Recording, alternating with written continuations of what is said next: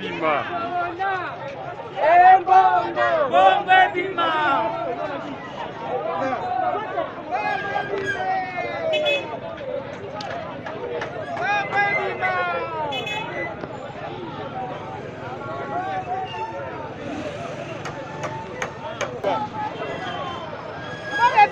Pendant que ça a Covid, on s'allait à peu près 4 mois sans impayé.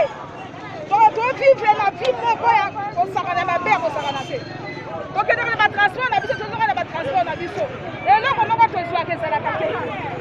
On va essayer, ministre de la Bon, on va bloquer un bongo, on va dire on fout ta vie sur eux.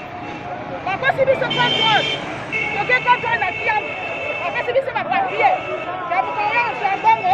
On a dit papier. Là, on a dit quoi, madame Pierre. Là, juste là, on a vu la raté.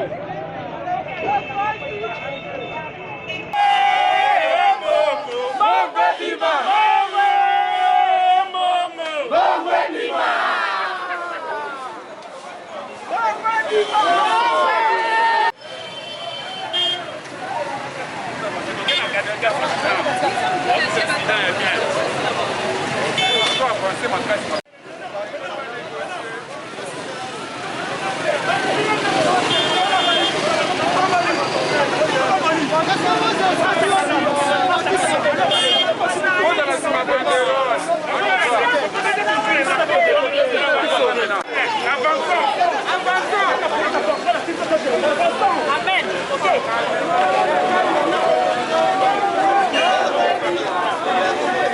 Allez, Mbongo.